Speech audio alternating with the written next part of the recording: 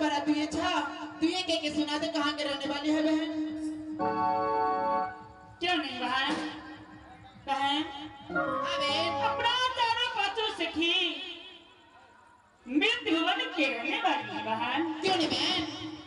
जब चारों पांचों सखी मृत भुवन में जन्म ली, जब 4-5 साल की चारों पांचों सखी हुई, उस दिन से शिववा को मंदिर में पूजा करने के लिए जाती थी। लेकिन आज चारों पांचों सखी को रमन चमन में लेट हो चुकी है कि जल्दी चलो शिववा के मंदिर में पूजा करने के लिए वहां। क्यों नहीं बहन? कहीं नहीं यार। हाँ अगर तू सब करना जा छी पूजा करा। पूजा करा। हाँ के मैं हके अरे टकरा करे छे पूजा। पूजा नहीं बुझे छी? के पूछतिया तो पूछबे करतिया। के पूजा करने से सुंदर घर और सुंदर बर मिले है। ये मास्टर साहब तो घर तो बुझे छी, अब बोर टकरा करे छे के बोरा गाछ के गाय नहीं गए पिया बुझे छी? के हके ये के न बुझे छी जब सनूर रखे छे। के सब दिन के बकले ले रह जही के स्वामीनाथ बुझे छी? के बोले वाली हम तो कुछ न बुझे छियो। घर वाला बुझे छी? घर वाला के जकरा घर है छे उ घरे वाला न है छे। गए दैया तोरे से रंग बेटी निकल गई की के चुप गई पत्नी पातर चूड़ा अच्छे पत्नी के नहीं रख दे दूरा। गए दैया हमें दो टका बेटी छले बुझली तो की कहल का हमें नांची बिया भरल छी आ सब बिया झड़ गेल छुच्छे भरल छी। हां दैया के तोरे से रंग बेटी निकल गई की के लाल साड़ी टांगल है आ सेल मन लागल है। आगे दैया दो जगह कहे की गैला जाके काट कर बाजा तते आ लाट में भोर का देखत। आगे दैया काके की के बैठल छी बोरा पर आ मन जाए जवान का छोरा पर। आगे दैया दो जगह कहे की गै बाटी बाटी सात बाटी आई भोरवा गाल में नाच लगी। गए हम सब तो पूर्ण शुरू कर रहे। हां हां का जवान के काम कर दे कहिए दही गए छोटकी गदैया तुरंत ना बेटी रे बुझली की करके सब ने की बाप रे गणपति ने सब के तरह जगह। अरे बहन इस समय चारों पांचों सखी को रमन चमन में लेट हो चुकी है। जल्दी चलो शिववा के मंदिर में पूजा करने के लिए बहन। क्यों नहीं बहन? चलो बहन।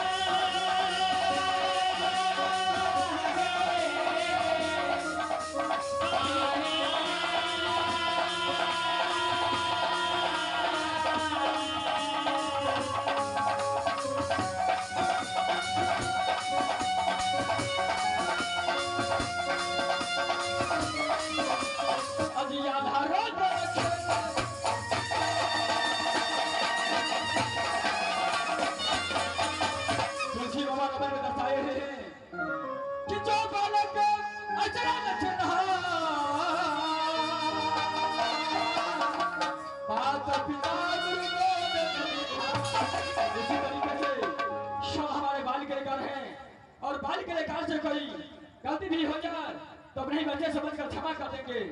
कृपया खेल पर ध्यान दीजिएगा। तो इनके हक साथियों बता भरा आज की रात हमारे कंपनी देवेंद्र जी का द्वारा छोटा सा खंड आल्हा रुदल खिलाने जा रहे हैं, जिस खंड का बोल है स्वर्णिम लड़ाई और रुदल सिंह का जन्म। स्वर्णिम लड़ाई, रुदल सिंह का जन्म और फिर जासर सिंह का वध।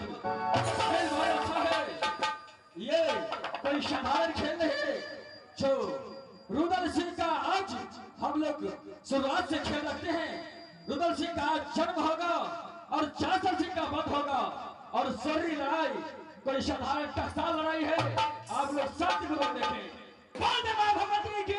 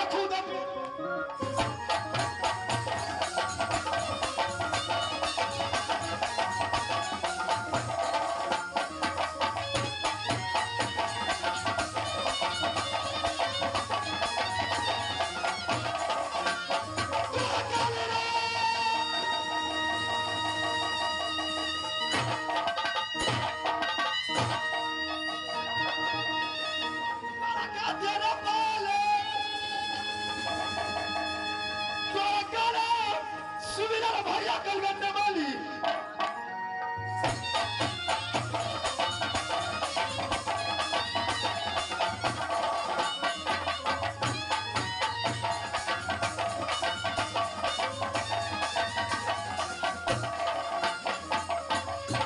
दोस्तों बस भैया राजेश्वरी का बस भैया राजेश्वरी को जो बेटा कहलाता चंद्र सिंह को बेटा कहलाता चंद्र सिंह को मुझसे छोटे भाई का नाम भी ढोगर सिंह बनता है तो खुद बिरजासर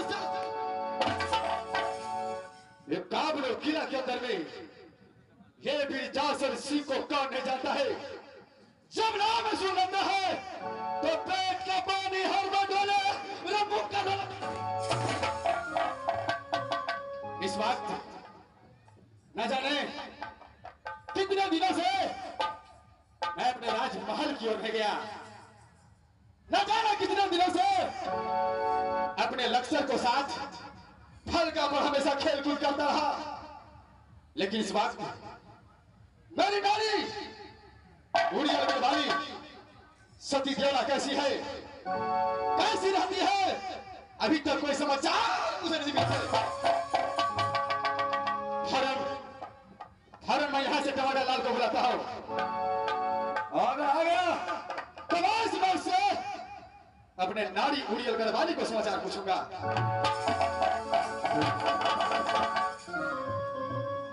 टमाटर लाल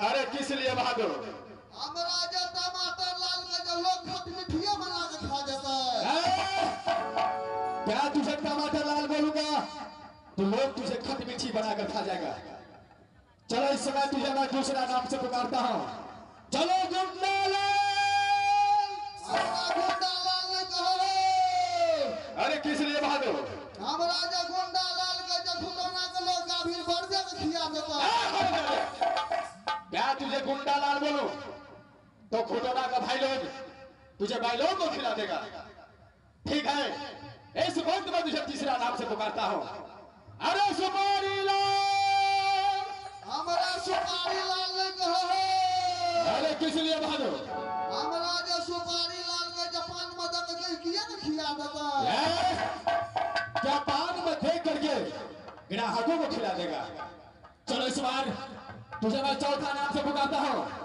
चलो वीरन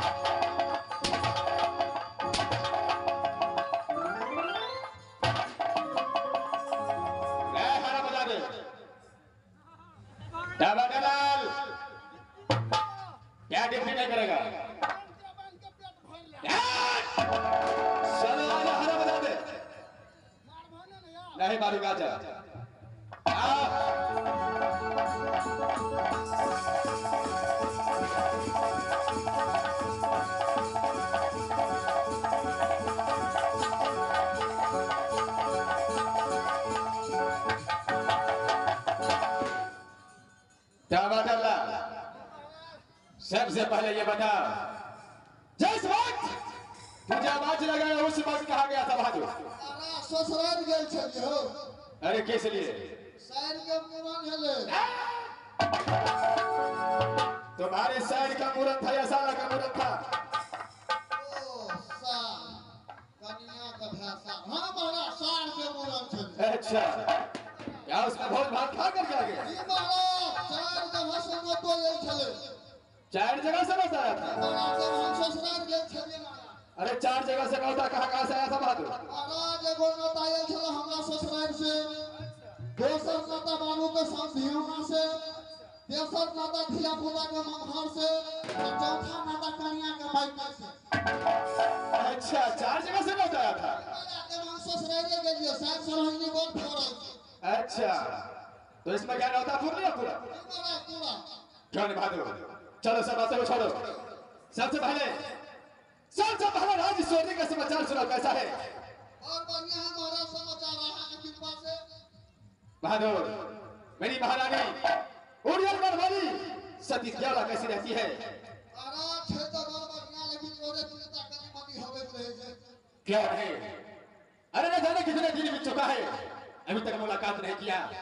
इस समय तुम यहाँ पर खड़े ड्यूटी में जाओ, मैं अपने महारानी को महल तक छोड़ चलता हूँ। एकदम महाराज। क्या नहीं, भारत तू ड्यूटी के लिए तैयार हो जा। इस वक्त भारत यहाँ से मैं अपने रानी सती द्याला के महल तक चलता हूँ। याद जैसे है और निकला चुका लाना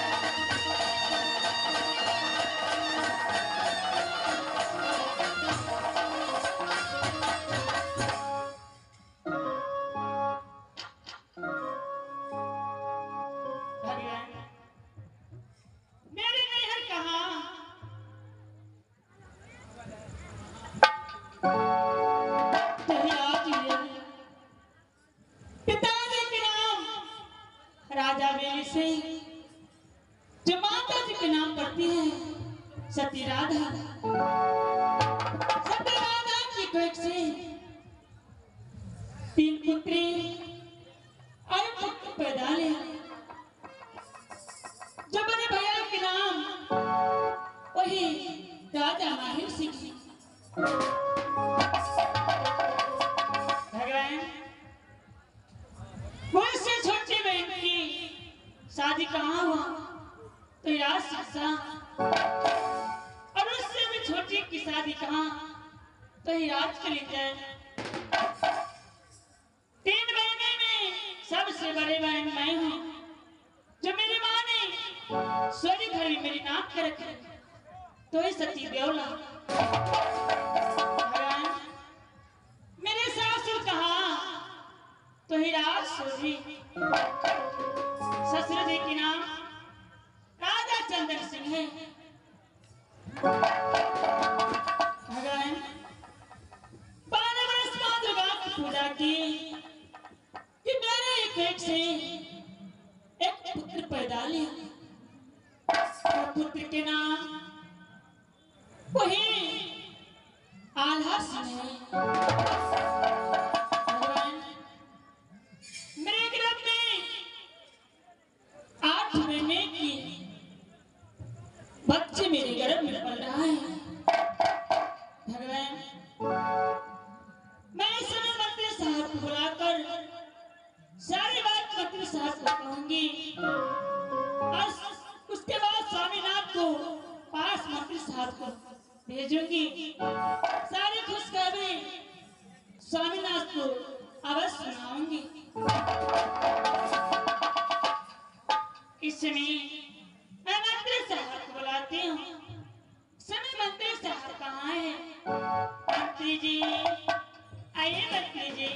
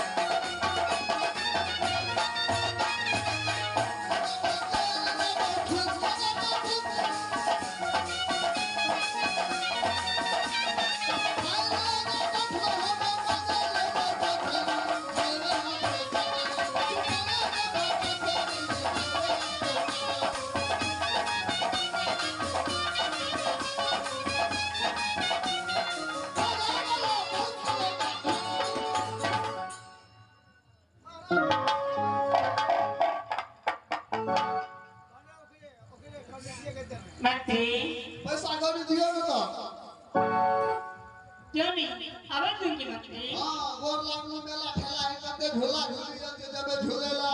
हाँ क्यों नहीं मंत्री। सबसे पहले बताइए हां महाराज इस समय स्वामीनाथ कहाँ है आपको मालूम है? हमरा नहीं है बुझा को पड़ते मंत्री। इस समय जहाँ पे भी हो स्वामीनाथ जी महारानी आप जाकर कहिए कि महाराज महारानी इस समय आपको फौरन बुलाए। ठीक है महारानी जाइए फोन लग पे छिवे गाछ में टावर तो होते पकड़ते। ठीक है ठीक मंत्री। है महारानी जाइए।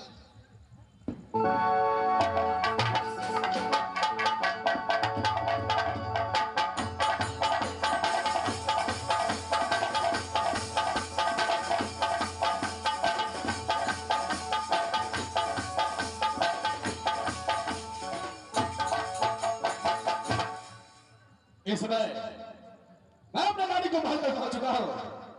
आवाज लगाता हूं कमरालाल। जी महाराज इस बात पे तुम्हारा महारानी कहाँ है? महारानी के बोलबे छिए अंदर में सुतर बुला करके ले आओ। महारानी ए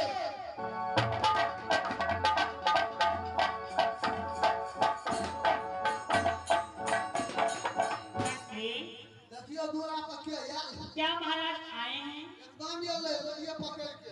ठीक है, मैं देखती हूँ।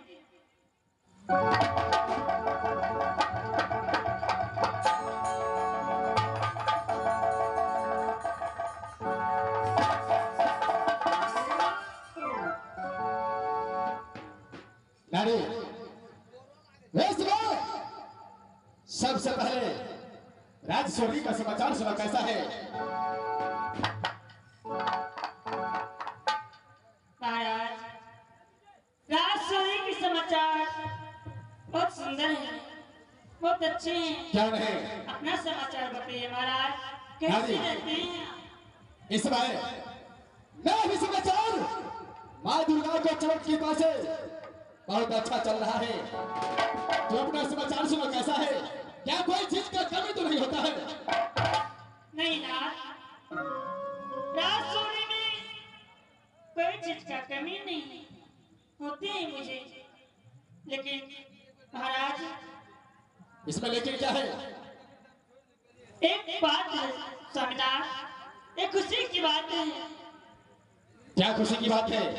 स्वामीनाथ, मेरे गर्भ में 8 मास की बच्चे पल रहा है।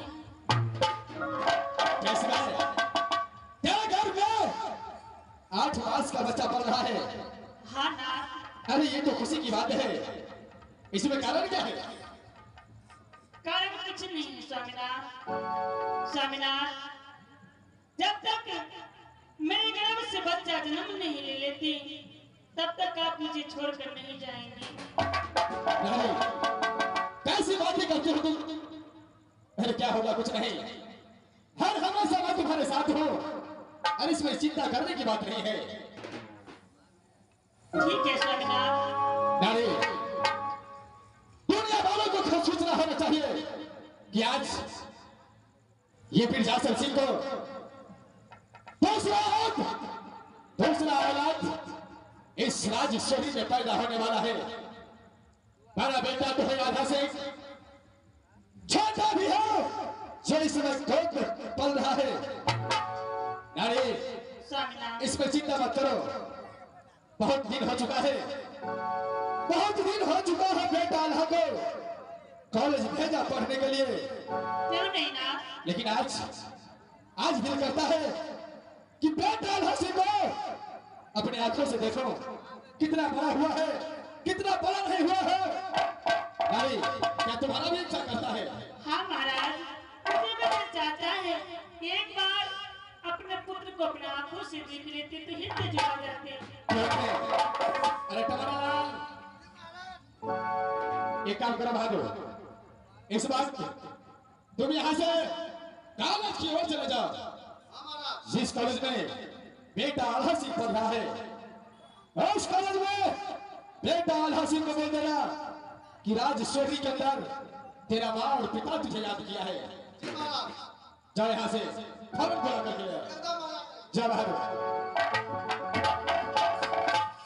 नारी, बोलिए महाराज। जब तक बेटा आल्हा सिंह आता है तब तक चलो महल में कुछ देर आराम करते हैं। क्यों नहीं महाराज, चलिए महाराज।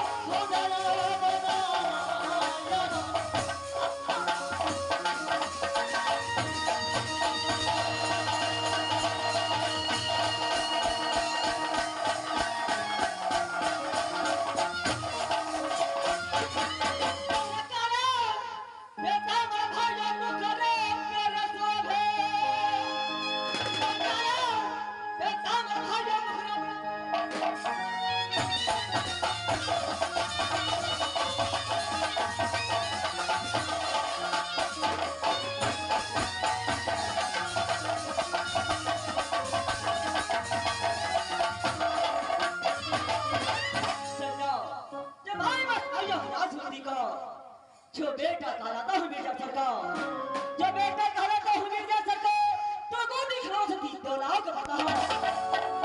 जो मेरा ही नाम आल्हा सिंह पता है।